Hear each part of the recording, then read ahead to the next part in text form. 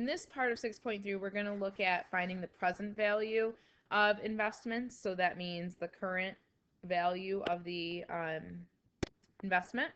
So we're looking at, for this first scenario, a one-time lump sum. So what's the present value of a one-time lump sum for an interest earning account?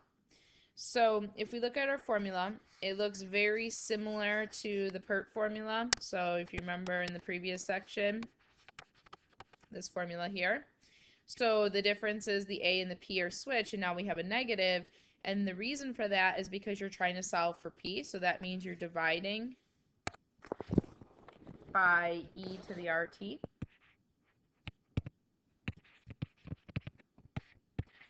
So if I'm dividing by e to the RT, really what happens is you can rewrite this with a negative exponent. So you can see how this is pretty much the same thing as what's over there, because those would cancel. So that's where this formula comes from. You're basically just solving for P. So you're solving for the principal, you're solving for that initial value, so that you can find, well, what's the initial or the present value so that you get this future amount. So A represents a future amount. So let's go ahead and look at this example. So it says how much money must be invested now. So since we're trying to figure out how much money is invested now, we're trying to find the present value. As soon as I read that. And it also indicates it's a one-time lump sum investment because it's saying how much now. And then since there's an interest, that indicates, again, that I'm going to be using that formula from up top. So I'm going to be using the PERT formula kind of in reverse, already solved for the principal.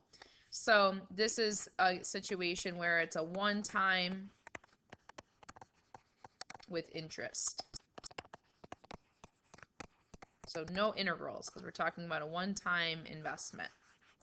So that means I'm going to be using my formula here. So my present value or my principal is equal to the amount times e to the negative RT. If you didn't want to use this formula, you could use the PERT formula and then solve it like I did up above. So that would work. So, and it says that we're starting with we want $15,000. So how much will be invested now with an 8% interest so that $15,000 will be available in 10 years. So my time frame is 10, my interest is 8%, and then we want to get 15,000. So it's going to be P equals 15,000, that's my amount, times E, my rate here is going to be 0 or 0.08. So make sure you have that negative there, and then my time frame is 10 years. And then all we're doing is we'll put it in our calculator.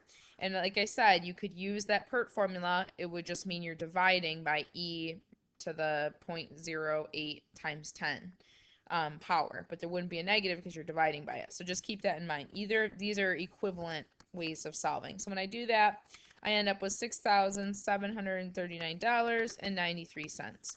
So that tells me if I wanted to get $15,000 in 10 years, I would have to start with this amount earning an 8% interest.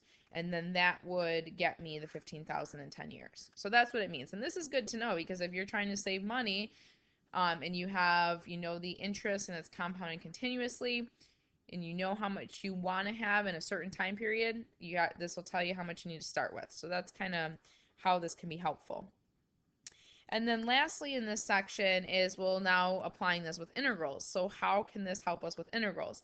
So there's this formula for present value of a continuous income stream. So what happens if you have a continuous money flow, there's interest, and you want to know what is the present value of the account, or what is the lump sum that it would take now to equal whatever the future value is you want in so many years. So that's kind of what it's going to tell us. So this situation is going to be for continuous money flow with interest. So anytime, hopefully with all these little notes here, anytime that you're seeing continuous, it means integral. And then interest just indicates that you're going to have that E being raised to the RT. And otherwise, if it just says, a one time, well, then it's really not a calculus problem. It's really just an algebra problem with that PERT formula. So just kind of keep that in mind. So let's look at this last problem here where we're going to have multiple parts. So it's going to kind of recap everything that you've seen in this section. So a company can buy a machine that is expected to increase the company's net income by $10,000 each year. So that means continuous money flow. So that means integration for the 5-year life of the machine. So it looks like we're looking at a 5-year time period. The company is also, so this should be a period here. The company also estimates that for the next 5 years, so again, 5-year time period, that the money they invest from this continuous, so if you didn't catch it here, well, here they're telling you it's a continuous stream of money, so integrals. We have interest, and then we want to find and interpret these different things. So basically, there's different situations. The company can get $10,000 a year for just the machine, but if they invest that money, so that's key here, then they can earn 7%. So then we're looking at a situation, well, now we have continuous money flow with interest versus just continuous money flow without interest. So there's two scenarios here. So if we look at the first part, it says find the total amount of money produced only by the machine. So that means no interest. So they didn't invest it over its 5-year life. So this situation, part A, is going to be continuous money flow without interest. And then for these other ones, well, they kind of tell you right in the situation, the future value and the present value of the income stream. So that means this situation here, if they invest the money. So for these other two parts, these are both continuous problems. So we're just going to use our formulas. Continuous money flow problems with interest, because we're talking about an income stream. So how much money are they going to earn if they have a 7% interest? So that's the second scenario. So let's go ahead and set these up. So for the first one, this is going back to the very beginning of the section. So we have a continuous without interest. So since it's continuous, it is an integral. So my amount is going to equal my integral from my 0 to the time period. So 0 to t of f of t times dt. So that means the amount is going to be from 0 to 5. My time period's 5. The amount each year from the machine itself without putting it into an account earning interest is $10,000. And then you just solve this. So again, here's another situation where we don't really have to integrate this because well, I'll say it at the end. So let's look at the integral. So $10,000 times t would be the integral of 10,000. And then I have to plug in 0 and 5. So it's going to be 10,000 times 5 minus 10,000 times 0. So we end up with 50,000. So you could probably see why you don't necessarily have to integrate this, because if I know I'm getting $10,000 for 5 years, well, 10,000 times 5 is going to be 50,000. So again, you didn't really have to integrate this one, but there will be times where you will want the integral. So in this case, we're just going to use the integral because it'll help you with future problems that might not be just a constant function. So there's your first part. The second part is asking for the future value. So the future value formula goes from 0 to t, and now it's going to be, there's interest. So it's going to be your constant or your function times e to the rt with respect to t. So then we're going to plug everything in. So we're still looking at 5-year time period. We have $10,000 being added, but now we have this interest. So my interest was 7%. So that tells me the rate is going to be 0.07. And then t stays because that'll get replaced later with our constants. And then we integrate this. So we have 10,000 e to the 0.07t, because remember when you integrate e, it stays the same, but then you got to divide by that number in front. And this is going to get integrated from 0 to 5. So we go ahead, you could divide that out, but it's not going to come out nice, so I'm just going to leave it as a fraction for the sake of entering it into the calculator. So I have, because you don't want to round here, so I would just leave it as a fraction if it doesn't come out nice. And then what you can do is you can just kind of keep that constant out in front, so you don't have to plug it in as many times since it's not as nice. So I plug in 5, and then I can plug in 0. So then what happens is this is going to become 1. Type that in your calculator, -1, and then multiply it by this. And I end up with $59,866.79. So that would be the future value if it went into an interest earning account. So basically part A shows you $50,000 without interest.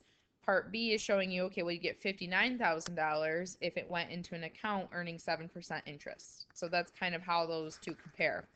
And then the last part is your present value. So your present value formula. So we have the integral from 0 to t. Remember, it looks pretty much the same thing as future value, but the difference is you have to have that negative. So that negative RT. And then we go ahead and we plug in. So it's going to look very similar, but we're going to have a negative. So that negative is going to be huge because that's what's doing that. It's basically undoing the formula. So that's how we're getting this to work. So the future or present value is going to be from 0 to 5. Again, time period's the same. 10,000s, that continuous money flow. E to the negative rate, so 0.07. So again, like I said, it's going to look very much the same. So you have to be very careful here that you have that negative because it looks so similar. And then when you go to do your integral, again, it's going to look very similar. Except for now we're dividing by a negative. And then I would do the same thing where I just keep this number out in front. And then we're just plugging in. Just be careful when you're plugging in, again, that you have that negative.